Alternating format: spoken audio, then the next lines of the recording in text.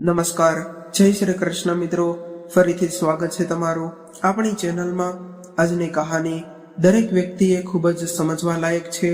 જે સંતાન પોતાના મા બાપ પાસેથી છળ કપટ કરીને રૂપિયા અને સંપત્તિ પડાવી લે છે અને પોતાના મા બાપને ઓળખવાનો પણ ઇનકાર કરી દે છે, તેવા સંતાનોની કેવી હાલત થઈ છે તે દર્શાવતી આજની કહાની નાના મોટા દરેક વ્યક્તિએ અચૂકથી સાંભળવી જોઈએ. આજની કહાનીમાં આપણે કુદરતનો એવો ન્યાય જોઈશું કે જે તમે જીવનમાં ક્યારેય પણ નહીં જોયો હોય. આજની કહાની સાંભળ્યા બાદ તમે તમારી આંખોના આંસુ નહીં રોકી શકો. તો મિત્રો, તમને વિનંતી છે કે આ વિડીયોના અંત સુધી જોડાયેલા રહેજો અને વિડીયો પસંદ આવે તો લાઈક શેર કરજો. અને હજુ સુધી જો તમે અમારી ચેનલને સબસ્ક્રાઇબ ન કરી હોય તો અત્યારે જ સબસ્ક્રાઇબ કરી દેજો તથા કોમેન્ટ બોક્સમાં હર હર મહાદેવ જરૂરથી લખી દેજો, જેથી ભગવાન ભોલેનાથની કૃપા આપણા સૌ પર નિરંતર બની રહે. તો ચાલો કહાની શરૂ કરીએ. શારદાબેનનું મન આજે ખૂબ જ વ્યાકુળ હતું. તેઓ વારંવાર પોતાના દીકરાને ફોન લગાવવાનો પ્રયત્ન કરી રહ્યા હતા, પરંતુ સામેથી કોઈ જવાબ નહોતો મળી રહ્યો. તેમણે ઘણા પ્રયત્નો કર્યા, પરંતુ કોઈએ પણ ફોન ઉઠાવ્યો જ નહીં. આખરે પરેશાન થઈને ફોન મૂકીને ઉદાસી ભર્યા અવાજમાં તેમણે પોતાની દીકરીને કહ્યું, શું તારો મોટો ભાઈ એટલો બધો વ્યસ્ત થઈ ગયો છે કે આટલા બધા ફોન કર્યા પછી પણ તે જવાબ નથી આપી રહ્યો? ત્યારે પોતાની માને હિંમત આપતા સુલેખા બોલી, અરે માં, તું પણ હદ કરું છું. જ્યારે ભાઈને ફોન એકવાર ન ઉઠાવ્યો હોય તો વારંવાર ફોન કરવાની શું ફાયદો થાય? વગર કારણે તું પણ પરેશાન થઈ રહી છો અને ભાઈને પણ પરેશાન કરી રહી છો. અને પછી ગુસ્સામાં આવીને ભાઈ કંઈક બે શબ્દો તને કહી દેશે તો તારી આંખોમાંથી આંસુ વહેવા લાગશે. અરે, આ સમયે તે પોતાના કામમાં વ્યસ્ત હશે, તેમને કેટલું બધું કામ રહેતું હશે, અને એવામાં તે પોતાનું કામ જોશે કે તારી સાથે ફોન પર વાત કરશે. હા સુલેખા, વાત તો તે એકદમ સાચી કહી. બિચારો મારો દીકરો કેટલું બધું કામ કરે છે, તેને સમય જ નહીં મળતો હોય. હવે હું તેને વારંવાર ફોન કરીને પરેશાન નહીં કરું. જ્યારે તેને સમય મળશે ત્યારે તે સામેથી જ ફોન કરી લેશે. આટલું કહીને શારદાબેન જમવાનું બનાવવા માટે રસોડામાં ચાલ્યા ગયા. શારદાબેન તે દિવસે યાદ કરવા લાગ્યા જ્યારે તેમના દીકરા હિરેનનો જન્મ થયો હતો. શારદાબેન અને તેના પતિ કમલેશભાઈની ખુશીનું કોઈ પણ ઠેકાણું જ ન હતું. તેમની વર્ષોની ઈચ્છા પૂરી થઈ. લગ્નના 10 વર્ષ બાદ તેમને માતા પિતા બનવાનું સૌભાગ્ય પ્રાપ્ત થયું હતું, પરંતુ તે ખુશી પણ શોકમાં બદલાઈ ગઈ જ્યારે તેમને એ ખબર પડી કે તેમના દીકરાના બંને પગ સંપૂર્ણ રીતે વિકસિત નથી થયા. આ સાંભળી પતિ પત્ની બંનેના પગ નીચેથી જાણે જમીન સરકી ગઈ. ડોક્ટરે જણાવ્યું કે કદાચ ભવિષ્યમાં તેમનો દીકરો પોતાના પગથી ચાલી પણ નહીં શકે, પરંતુ સાથે સાથે તેમણે એ પણ કહ્યું કે જો તમારા બાળકને યોગ્ય સારવાર પણ સારી દેખભાળ મળે તો કદાચ તેમના પગમાં જીવ પાછો પણ આવી શકે છે. ત્યારબાદ હિંમત કરીને શારદાબેને નિર્ણય લીધો કે તેઓ પોતાના દીકરાની સેવા કરવામાં દિવસ રાત એક કરી દેશે. આ કારણથી તેમણે પોતાની સરકારી નોકરી પણ છોડાવી દીધી અને સંપૂર્ણ લગનથી તેઓ પોતાના નાના દીકરા હિરેનને સંભાળ રાખવા લાગ્યા. અને બીજી બાજુ કમલેશ પણ ઓવરટાઈમ કરીને પોતાના દીકરાની સારવાર માટે પૈસા ભેગા કરવા લાગી ગયા. દેશની સૌથી મોટી હોસ્પિટલમાં લઈ જઈને તેમણે પોતાના દીકરાની સારવાર કરાવી. ભગવાનની કૃપા અને મા બાપની તપસ્યાના ફળ સ્વરૂપે એવું બન્યું કે તેમનો દીકરો 2-3 વર્ષમાં જ તે તંદુરસ્ત થઈ ગયો. જાણે માતા પિતાને દુનિયાની બધી જ તે ધન દોલત મળી ગઈ. ત્યારબાદ તેમના ઘરે તેમની દીકરી સુલેખાનો જન્મ થયો. દરેક મા બાપની જેમ શારદાબેન અને કમલેશભાઈના પણ સપનાઓ હતા કે તેમના સંતાનો ખૂબ જ સારી રીતે અભ્યાસ કરે અને તેમનો દીકરો પગભર થાય. ભલે તેના માટે તેમણે મન મારીને ગુજરાન કેમ ન ચલાવવું પડે. આખરે દીકરો ઘડપણમાં અમારો સહારો બનશે, આવો વિચાર કરીને તેમણે પોતાના દીકરાને સફળતાના શિખર પર પહોંચાડવા માટે કોઈ પણ કસર બાકી નહોતી રાખી. એક દિવસે પોતાના દીકરાને સફળ બનવાનું તેમનું સપનું પણ પૂરું થઈ ગયું. પરંતુ થોડા સમય બાદ કમલેશભાઈએ હૃદય રોગના હુમલાના કારણે આ દુનિયામાંથી વિદાય લઈ લીધી. ભૂતકાળની યાદોમાં ખોવાયેલા શારદાબેને ભૂલી ગયા હતા કે તેમણે ગેસ પર દૂધ ગરમ મૂકેલું હતું. ત્યારે સુલેખા અંદર આવી અને બોલી, અરે માં, તું ક્યાં ખોવાઈ ગઈ છે? બધું જ દૂધ ઉકળીને નીચે ઢોળાઈ ગયું છે. શારદાબેન તરત જ ઢોળાયેલું બધું દૂધ સાફ કરવા લાગ્યા અને ત્યારે જ ફોનની રિંગ વાગવાનો અવાજ સંભળાયો. અરે માં, તારા લાડલા દીકરાનો ફોન આવ્યો લાગે છે. આવું કહીને સુલેખા દોડીને ગઈ અને ફોન ઉઠાવીને તેણે સ્પીકર મોડમાં ચાલુ કરી દીધો. હજુ તો તેણે હેલો જ કહ્યું હતું અને સામેથી હિરેન ગુસ્સામાં બોલ્યો, તમને શું પરેશાની છે? તમે વારંવાર ફોન કરીને મને પરેશાન કેમ કરતા રહો છો? તમારે તો કંઈ પણ કામ નથી. તેનો મતલબ એ નથી કે બાકી બધા લોકો પણ ખાલી બેઠા હશે અને તમારા ફોનની રાહ જોતા હશે. હવે તમે કંઈ બોલશો કે ફોન મૂકી દઉં? પોતાના ભાઈનું આવું વર્તન જોઈને સુલેખા હેરાન રહી ગઈ અને પછી તે બોલી કે તમે મને કાંઈ બોલવા દેશો ત્યારે હું બોલીશ ને. આ સાંભળીને હિરેન ચૂપ થઈ ગયો. પછી સુલેખાએ કહ્યું કે મારે કોઈ પણ કામ ન હતું, પરંતુ માં તો આખરે માં છે ને, એટલા માટે તમારી ચિંતા તેને થયા કરે છે. પરંતુ તમારો આવો વ્યવહાર જોઈને તે માનવા તૈયાર જ નથી થતી કે હવે તેમનો દીકરો તેમનો નથી રહ્યો. ત્યારે શારદાબેન તેના હાથમાંથી ફોન ખેંચીને કહેવા લાગ્યા, આ કેવી વાત કરી રહી છે સુલેખા? તને વિવેક છે કે નહીં? પોતાના મોટા ભાઈ સાથે કોઈ આવી રીતે વાત કરે છે? જા, અહીંથી જતી રહે.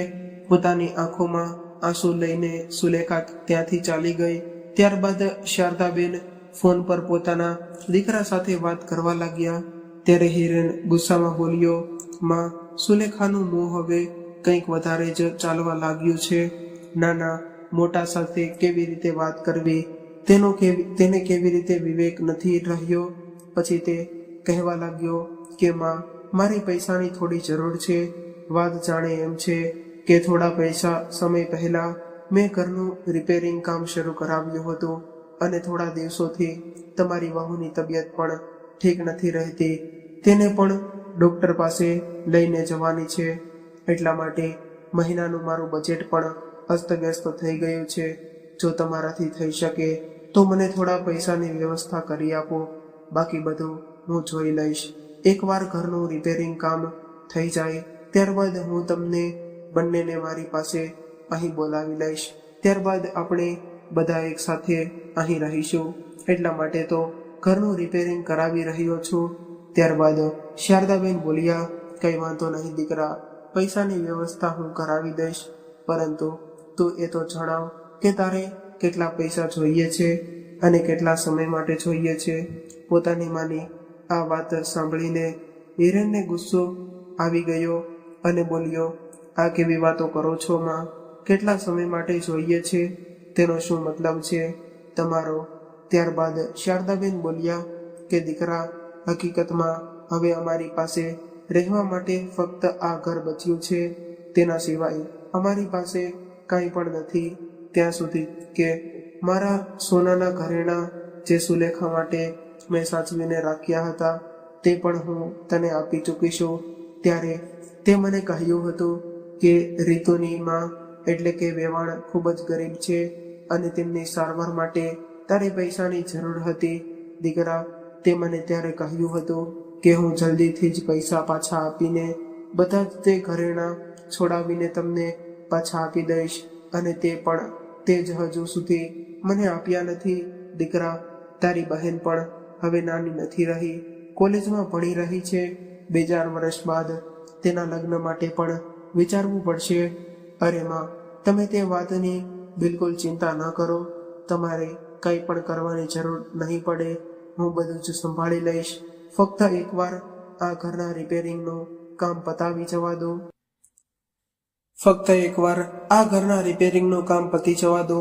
ત્યારબાદ હું સૌથી પહેલા તમારા ઘરેણાં છોડાવી લઈશ અને બાકીની ઉધારી ધીમે ધીમે ચૂકવી દઈશ. પોતાના દીકરાની આ વાત સાંભળીને શારદાબેન બોલ્યા, ઠીક છે દીકરા, તારે કેટલા પૈસા જોઈએ છે? હું કંઈકથી ઉધાર પૈસા લેવા માટેની વ્યવસ્થા કરું છું. ત્યારે હિરેન બોલ્યો, માં, આ વખતે મને વધારે પૈસાની જરૂર છે. 8-10 હજાર રૂપિયાની તો મારું કામ નહીં ચાલે. આ વખતે મારે ઓછામાં ઓછા 5 લાખ રૂપિયાની તો જરૂર છે. દીકરાની આ વાત સાંભળીને શારદાબેન સ્પષ્ટ રહી ગયા અને વિચારવા લાગ્યા કે આટલી મોટી રકમની વ્યવસ્થા હું કેવી રીતે કરીશ. ત્યારે હિરેન બોલ્યો કે માં, તમે એક કામ કરો કે તમે તમારા ઘરને ગીરવે મૂકી દો. ઘરને ગીરવે રાખીને તમને સારા એવા પૈસા મળી જશે. પરંતુ ઘરને ગીરવે મૂકવાની વાત સાંભળીને શારદાબેને સ્પષ્ટ રૂપે ના પાડી દીધી અને તે બોલ્યા કે દીકરા, હવે તો ફક્ત અમારી પાસે આ મકાન જ છે અને આને જો ગીરવે મૂકી દીધું અને ફરી કરજ ના ચૂકવી શક્યા તો મારા હાથમાંથી આ મકાન પણ જતું રહેશે. પછી અમે ક્યાં ભટકતા રહીશું. ત્યારે હિરેન બોલ્યો, માં, તમે પણ હદ કરો છો. આવી સ્થિતિમાં હું ક્યારેય નહીં આવવા દઉં અને તમારા દીકરા પર આટલો પણ વિશ્વાસ નથી. તમે સહેજ પણ ચિંતા ન કરો. હું છું ને. પોતાના દીકરાની વાતો આવીને શારદાબેને પોતાની પાસે બચેલી છેલ્લી સંપત્તિ પોતાના મકાનને ગીરવે મૂકી દીધું. તેના બદલામાં તેમણે 10 લાખ રૂપિયા મળ્યા અને સુલેખા પોતાની માને વારંવાર એ સમજાવતી હતી કે તમે ઘરને ગીરવી ના મૂકો. કાલે જ્યારે મોટા ભાઈએ પૈસા પાછા ન આપ્યા તો આપણે ક્યાં જઈશું. પરંતુ શારદાબેને પોતાની દીકરીની એક વાત પણ ન માની અને કહેવા લાગ્યા, મને મારા દીકરા પર પૂરો વિશ્વાસ છે. ના જાણે તું કેમ તારા મોટા ભાઈને ખોટો સમજી રહી છે. સુલેખા હજુ કાંઈ બોલે તે પહેલા શારદાબેન કહેવા લાગ્યા કે અરે, વધારે બહેસ ના કર. ઘરના નિર્ણય લેવા માટે હજુ ઘરમાં સૌથી વડીલ હું છું. હું હાજર છું. તું ચૂપ રહે એ જ તે સારું રહેશે. મુશ્કેલ સમયમાં હું મારા દીકરાને મદદ નહીં કરું તો બીજું કોણ કરશે. અને તેણે ત્યાં સુધી કહ્યું કે એકવાર ઘરનું કામ પૂરું થઈ જાય ત્યારે આપણે બંને તેની સાથે તેના ઘરમાં રહીશું. તારા લગ્નનો ખર્ચો પણ તે ઉઠાવી લેશે. શારદાબેને પોતાની દીકરીની એક પણ વાત માની નહીં અને ઘરને ગીરવી મૂકી દીધું. પરંતુ સુલેખા દ્વારા ઘરનું બધું સમજાવ્યા બાદ તેમણે તે બધી રકમમાંથી 5 લાખ રૂપિયા બચાવીને પોતાની પાસે રાખી લીધા. સુલેખા બોલી, માં, તમને ભાઈએ 5 લાખ રૂપિયા આપવાનું જ કહ્યું છે તો ફક્ત તમે 5 લાખ રૂપિયા જ આપો. બાકી વધેલા પૈસા તમે તમારા બેંક ખાતામાં જમા કરાવી દો. અને એક વાતનું ધ્યાન રાખજો કે એમને ક્યારેય પણ જણાવતા નહીં કે તમને કેટલા પૈસા મળ્યા છે. નહીં તો તેઓ કોઈકને કોઈક બહાનું કાઢીને બાકીના પૈસા પણ તમારી પાસેથી લઈ લેશે. શારદાબેનના ઘૂંટણમાં ઘણા સમયથી દર્દ થતું હતું. એટલા માટે તેમણે પોતાના દીકરાને ફોન કરીને કહ્યું કે દીકરા, જ્યારે તું પૈસા લેવા માટે અહીં આવ ત્યારે થોડા સમય કાઢીને આવજે. મારા ઘૂંટણનું દર્દ ખૂબ જ વધી રહ્યું છે. રોજનું આ દર્દ હવે સહન નથી થતું. તું અહીં આવ તો કોઈ પણ સારા ડોક્ટર પાસે મારી આ સારવાર પણ કરાવી દેજે.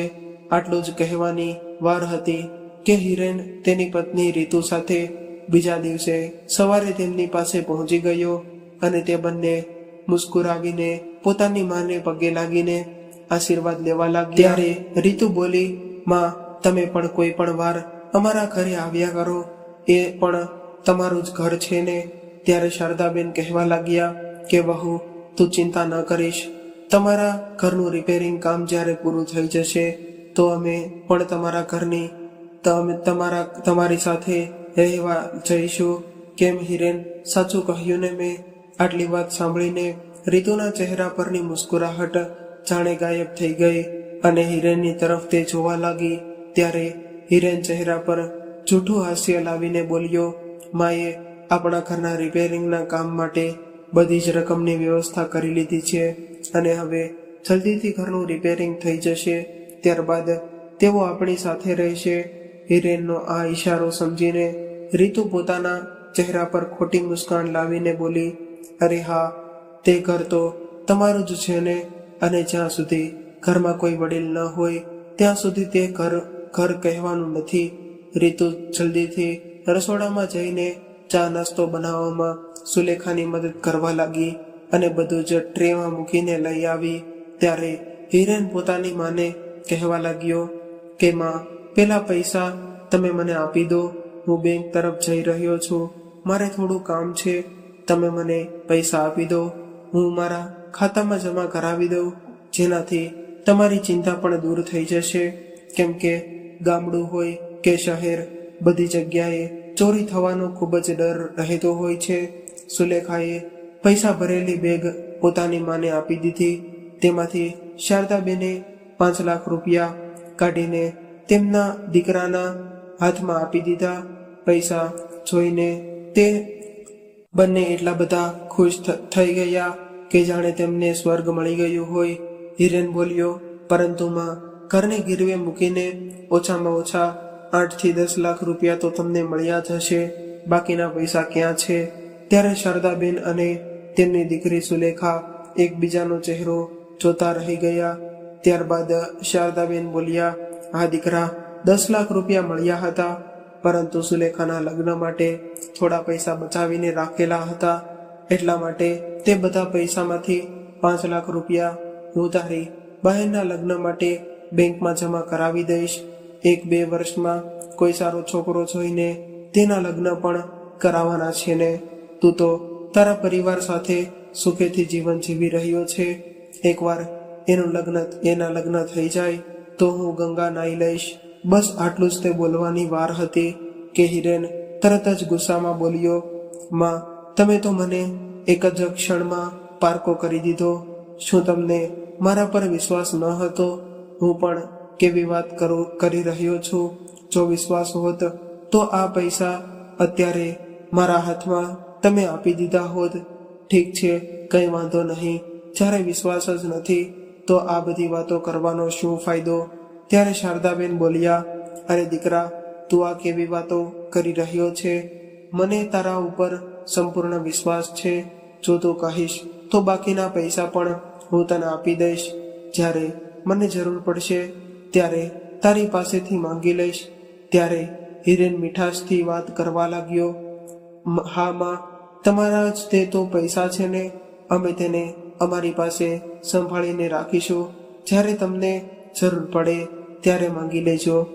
આવું કહીને હિરેને પોતાની મા પાસેથી 10 લાખ રૂપિયા લઈ લીધા અને બેંકમાં જમા કરાવવા માટે નીકળી ગયો. રીતુ પણ તેની સાથે ચાલી ગઈ. ત્યારબાદ સુલેખાએ પોતાની માને કહ્યું કે માં, મેં તમને બાકીના વધેલા પૈસા તમે મોટા ભાઈને આપતા નહીં, પરંતુ તે છતાં પણ તમે માન્યા જ નહીં. ત્યારે શારદાબેન બોલ્યા, તો શું થયું? એ તારો ભાઈ છે ને, પૈસા આપણી પાસે પડ્યા રહે કે તેની પાસે શું ફરક પડે છે? આવું કહીને શારદાબેન પોતાની રૂમમાં ચાલ્યા ગયા. બીજા દિવસે સવારે જ્યારે શારદાબેન ઊંઘમાંથી જાગ્યા ત્યારે તેમનો દીકરો અને વહુ પોતાની બેગ લઈને તેમની પાસે આવ્યા અને કહ્યું, માં, અમે હવે જઈએ છીએ. આ જોઈને શારદાબેન અને સુલેખા હેરાન રહી ગયા. ત્યારે શારદાબેન બોલ્યા, દીકરા, તું તો અહીં થોડા દિવસ રોકાવાનો હતો ને, મને ડોક્ટર પાસે પણ લઈ જવાની છે ને, તું ભૂલી ગયો કે શું? ના માં, વાત જાણે એમ છે કે મારે થોડું જરૂરી કામ આવી ગયું છે. ના માં, વાત જાણે એમ છે કે મારે થોડું જરૂરી કામ આવી ગયું છે, એટલા માટે મારે તાત્કાલિક જવું પડશે, નહીં તો મને ઘણું બધું નુકસાન થઈ જશે. થોડા દિવસો પછી હું પાછો આવીશ અને તમને કોઈ સારા ડોક્ટર પાસે લઈ જઈશ. આવું કહીને તે બંને પોતાના ઘરે ચાલ્યા ગયા. પછી સુલેખા બોલી કે હું જાણતી જ હતી કે મોટા ભાઈ અહીં ફક્ત પૈસા માટે જ તે આવ્યા છે.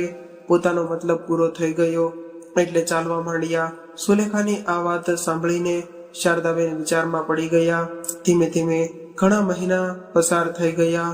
ક્યારેક શારદાબેન પોતાના દીકરા હિરેનને ફોન લગાવતા તો ક્યારેક સુલેખા, પરંતુ તે ક્યારેય પણ ફોન ઉઠાવતો જ ન હતો અને ભૂલથી પણ જો ફોન ઉઠાવી લે તો તે પોતે મીટિંગમાં છે કે પછી ગાડી ડ્રાઈવ કરી રહ્યો છે એવું બહાનું કાઢીને વાત ટાળી દેતો હતો. પછી હું તમને ફરી ફોન કરીશ એવું કહીને ફોન મૂકી દેતો હતો. ક્યારેક રીતુને પણ ફોન કરતા તો સામેથી જવાબ આવતો કે તે હમણાં જ તે નહાવા ગઈ છે કે પછી તે કામથી બહાર ગઈ છે. આવું બહાનું કાઢીને તે વાત ટાળી દેતા.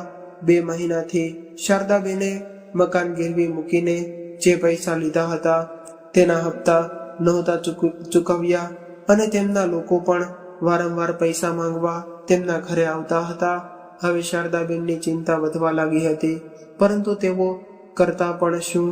પોતાના ઘર ગીરવે મૂકીને જેણે પોતાના બધા જ પૈસા આપી દીધા હતા તે દીકરો તેમની એક પણ વાત સાંભળવા માટે તૈયાર ન હતો. હવે જ્યારે શારદાબેનની પાસે કોઈ પણ રસ્તો ના બચ્યો ત્યારે તે પોતાની દીકરી સુલેખાને લઈને શહેરમાં જવા માટે નીકળી પડ્યા.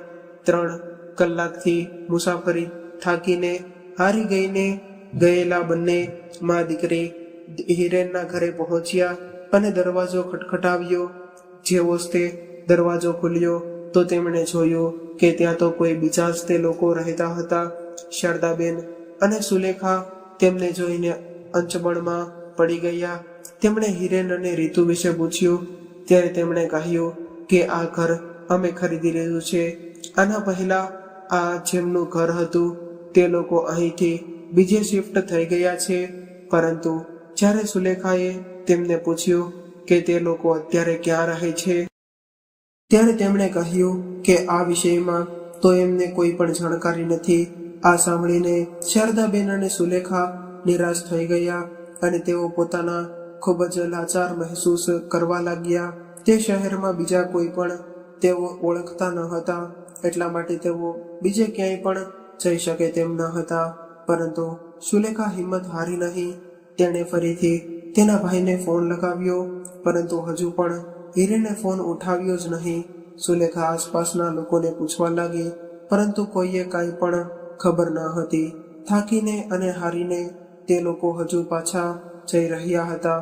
એટલામાં જ એક કુરિયર વાળો ત્યાં આવ્યો, જે હિરેનના નામનું પાર્સલ લઈને આવ્યો હતો.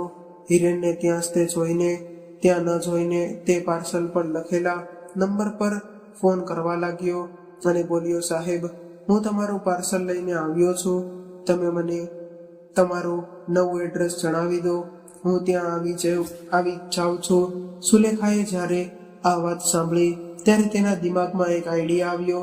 તે કુરિયરવાળા ભાઈને કહેવા લાગી કે ભાઈ, શું તમે હિરેન સાથે વાત કરી રહ્યા હતા? ત્યારે કુરિયરવાળાએ તેમની સામે જોયું અને કહ્યું, હા, હું તેમની સાથે જ વાત કરી રહ્યો હતો. પરંતુ તમે આ બધું કેમ પૂછી રહ્યા છો? ભાઈ, હકીકત તેઓ મારા ભાઈ છે. આજે તેમનો જન્મદિવસ છે અને અમે તેમને સરપ્રાઈઝ આપવા માંગતા હતા. એટલા માટે તેમને જણાવ્યા વગર અમે અહીં આવી ગયા. અહીં આવીને અમને ખબર પડી કે તેઓ તો બીજી જગ્યાએ શિફ્ટ થઈ ગયા છે. જો તમે અમને તેમનું નવું એડ્રેસ જણાવી દેશો તો તમારી ખૂબ જ મહેરબાની થશે. તેમની વાત સાંભળીને કુરિયરવાળાએ એક કાગળ પર તેમને હિરેનની બિલ્ડિંગનું એડ્રેસ લખીને આપી દીધું. થોડી વારમાં શારદાબેન અને સુલેખા રિક્ષામાં બેસીને તે બિલ્ડિંગની સામે પહોંચી ગયા, જ્યાં હિરેને પોતાનો ફ્લેટ ખરીદ્યો હતો. હિરેનનો ફ્લેટ ખૂબ જ મોટી સોસાયટીમાં હતો, જ્યાં ઊંચી ઘણા બધા માળીના ઇમારતો બનેલી હતી.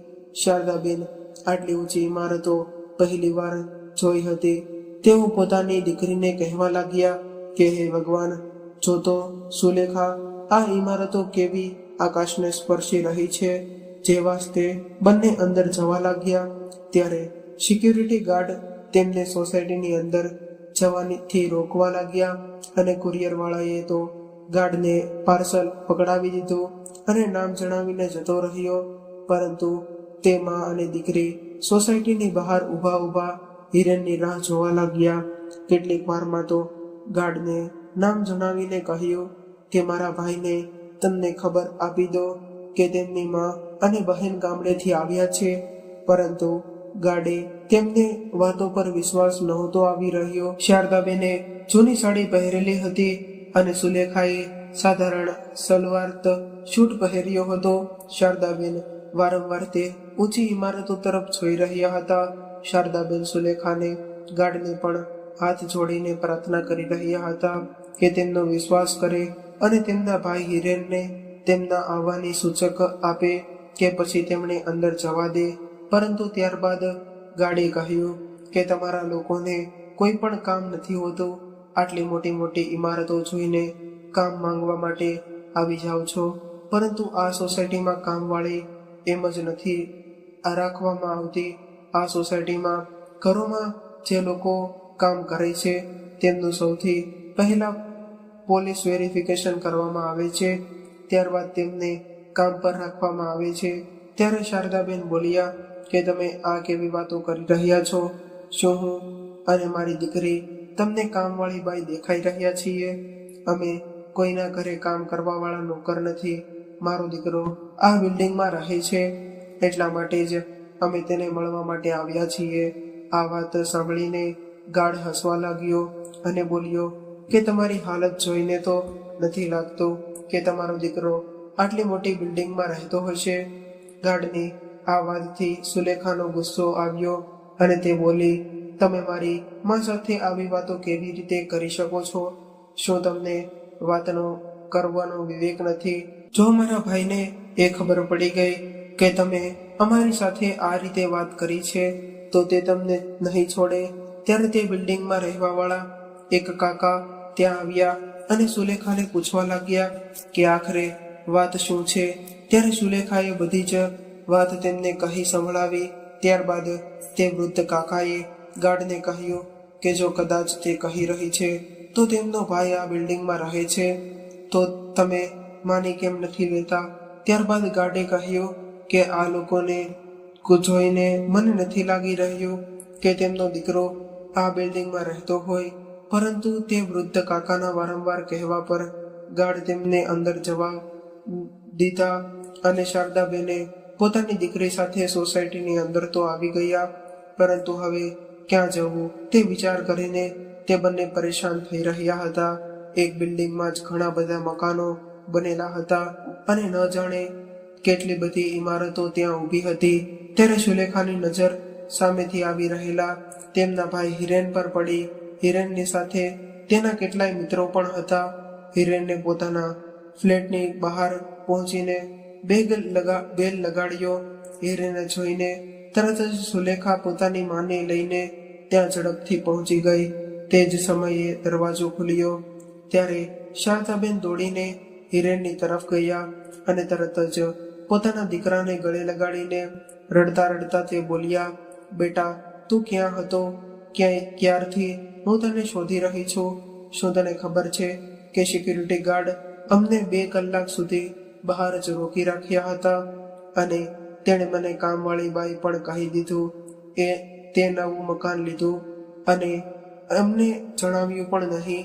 ત્યારબાદ પોતાની સાડીના પાલવથી પોતાના આંસુ લૂછવા તે બોલ્યા કે ચાલ બધું છોડ, હવે તું જણાવ કે તું કેમ છે? શારદાબેન અને સુલેખા સવારથી જ આમ તેમ ભટકી રહ્યા હતા, જેને કારણે તેમની હાલત ખરાબ થઈ ગઈ હતી અને તેમના કપડાં પણ ગંદા થઈ ગયા હતા. પોતાના મિત્રની સામે પોતાની માને આવી હાલતમાં જોઈને હિરેનનો પરસેવો છૂટી રહ્યો હતો. તેણે વિચાર્યું કે જો મારા મિત્રોને ખબર પડશે કે આ મારી માં અને બહેન છે તો મારા ઇજ્જતના ધજાગરા ઉડી જશે. એને સમજમાં નહોતું આવી રહ્યું કે તે હવે શું કરે. ત્યારે રીતુ કહેવા લાગી, શા માટે વગર કારણે તમે અમારા ગળે પડી રહ્યા છો? તમે લોકો કોણ છો? અહીં શું કરી રહ્યા છો? ત્યારે હિરેન બોલ્યો, કોણ છો તમે લોકો? જો તમે અહીં કામ માંગવા માટે આવી રહ્યા છો તો અમારા ઘરમાં પહેલેથી જ કામવાળી બાઈ રાખેલી છે. પોતાના દીકરાના મોઢેથી આ શબ્દો સાંભળીને શારદાબેનની હાલત જાણે કાપીને તો લોહી પણ ન નીકળે તેવી થઈ ગઈ. તેઓ સ્પર્ધા રહી ગયા અને તેમના દીકરા તરફ જોતા જ રહી ગયા અને તે વિચારવા લાગ્યા કે જે દીકરા માટે તેમણે આ બધું સુધી આટલો બધો ત્યાગ કર્યો હતો અને હવે કેવી રીતે તેમનો દીકરો આજે પોતાની માને જ તે ઓળખવાથી ઇનકાર કરી રહ્યો છે. તેમની આંખોમાંથી જ તો જાણે આંસુઓનું ઝરણું ફૂટી પડ્યું. પછી સુલેખા આગળ આવીને પોતાની માના આંસુ લૂછવા લાગી અને ગુસ્સામાં બોલી, ભાઈ શું સાચે જ તે તમે નથી જાણતા કે આ કોણ છે? આ એ જ તે કમનસીબ માં છે જેણે તમારા જેવા નાલાયક દીકરાને જન્મ આપ્યો છે, પોતાનું આખું જીવન તમારા માટે સમર્પિત કરી દીધું. અને આ એ જ માં છે જેમના પ્રેમ અને વિશ્વાસને દગો આપીને તમે આજે આ આલિશાન સોસાયટીમાં રહી રહ્યા છો. સુલેખાના મોઢેથી આ વાત સાંભળીને હિરેન અને તેના મિત્રો હેરાનીથી તેમની તરફ જોવા લાગ્યા. પછી હિરેન બોલ્યો કે 2 પૈસાની તમારી ઓકાત નથી અને તમે મને જ્ઞાન આપી રહ્યા છો. જાણે ક્યાંથી આવી જાય છે. પોતાના પુત્રના મોઢેથી આવા અપમાનજનક શબ્દો સાંભળીને શારદાબેનની ધીરજ તૂટી ગઈ. તેઓ એક ડગલું આગળ વધ્યા અને પોતાના દીકરાના મોં પર જોરદાર થપ્પડ ચડી દીધી અને ગુસ્સામાં ચિલ્લાવીને તે બોલ્યા કે પોતાની બહેન બોલી કે તમારી હિંમત કેવી રીતે થઈ મારા પતિ પર હાથ ઉઠાવવાની? તેમના આટલું જ કહેવાની વાર હતી કે શારદાબેને તેને પણ એક જોરદાર થપ્પડ મારી દીધી. કાશ આ થપ્પડ મેં તને ત્યારે જ તે મારી દીધી હોત જ્યારે તે મારી પાસેથી મારા બધા જ ઘરેણાં લઈને વેચી દીધા હતા, પરંતુ એટલી બધી આંધળી થઈ ગઈ હતી કે મેં મારી દીકરીની એક પણ વાત સાંભળી નહીં. એ મને હંમેશા ચેતવણી આપતી હતી કે થોડા પૈસા પોતાની પાસે બચાવીને રાખો, પરંતુ મેં તારા જેવા નાલાયક પર ભરોસો કરીને મારું બધું જ તને આપી દીધું. કાશ મેં મારી મમતાને બાજુ પર મૂકીને તને બધું જ ન આપી દીધું હોત તો આજે મારી અને મારી દીકરીની આ હાલત ન થઈ હોત. ત્યારે હિરેન ગુસ્સામાં બોલ્યો કે તમે મને તે પૈસા આપીને કોઈ મોટું અહેસાન નથી કર્યું. જે કંઈ પણ તમે કર્યું છે એ તમારી ફરજ હતી. તમે કોઈ અનોખી માં નથી. બધા જ મા બાપ પોતાના સંતાનોને સફળ બનાવવા માટે ત્યાગ કરે જ છે. ત્યારબાદ શારદાબેન બોલ્યા, ઠીક છે દીકરા, તે અત્યાર સુધી મારો પ્રેમ જોયો છે પરંતુ ગુસ્સો નથી જોયો. જો હું મારી ભરપૂર કોશિશ કરીને તને મારા પર પગભર ઊભો કરી શકું છું તો તારા જેવા નાલાયક દીકરાને જમીન પર પછાડીને તને સબક પણ શીખવાડી શકું છું. તે જ સમયે શારદાબેને પોલીસને ફોન લગાવ્યો અને થોડી જ વારમાં તે વૃદ્ધ અંકલ જેમણે શારદાબેન અને સુલેખાની મદદ કરી હતી તે પણ ત્યાં પહોંચી ગયા. તેમની સાથે સોસાયટીના બીજા લોકો પણ આવી ગયા. ત્યારે તે વૃદ્ધ અંકલ બોલ્યા કે આવા સંતાનોથી તો સંતાનો ન હોવા એ જ સારું છે. કમસે કમ મા બાપને પણ આ દિવસોનો ન જોવા પડે. થોડી જ વારમાં પોલીસ ત્યાં પહોંચી ગઈ અને શારદાબેનની ફરિયાદ પર હિરેનને પોલીસ કસ્ટડીમાં લઈ લીધો. હવે તો હિરેન અને તેની પત્ની રીતુની આંખો બહાર આવી ગઈ. તે બંને શારદાબેનના પગમાં પડીને માફી માંગવા લાગ્યા. જેલની સજાથી બચવા માટે હિરેન પાસે ફક્ત એક જ રસ્તો હતો. તે પોતાની માના બધા જ પૈસા પાછા આપી દે, પરંતુ પોતાની માને પાછા આપવા માટે તેમની પાસે હવે પૈસા ન હતા. એટલા માટે તેને પોતાનો નવો ફ્લેટ પોતાની માના નામ પર કરાવવો પડ્યો. સુલેખા અને શારદાબેન હવે આરામથી પોતાના ગામવાળા મકાનમાં રહેવા લાગ્યા અને નવા ફ્લેટને ભાડે આપીને તેમાંથી જે પૈસા આવતા હતા તેમાંથી પોતાના ઉછીના લીધેલા પૈસાના હપ્તા ચૂકવવા લાગ્યા. હવે સુખપૂર્વક પોતાનું જીવન વિતાવવા લાગ્યા. તો મિત્રો, આજની કહાની તમને કેવી લાગી એક વખત કોમેન્ટ કરીને જણાવી દેજો. અને જો કહાની પસંદ આવી હોય તો અમારી ચેનલને સબસ્ક્રાઇબ કરવાનું ના ભૂલશો. તમારા અન્ય મિત્રો સાથે આ વિડીયોને શેર પણ કરી દેજો. બની શકે તો વિડીયોને લાઈક કરી દેજો અને સાથી શ્રદ્ધાથી કોમેન્ટ બોક્સમાં જય શ્રી કૃષ્ણ, હર હર મહાદેવ લખી દેજો. ફરી મળીશું આવા જ એક નવા વિડીયો સાથે અને એક નવી માહિતી સાથે. ત્યાં સુધી સૌને મારા જય શ્રી કૃષ્ણ, હર હર મહાદેવ, રાધે રાધે.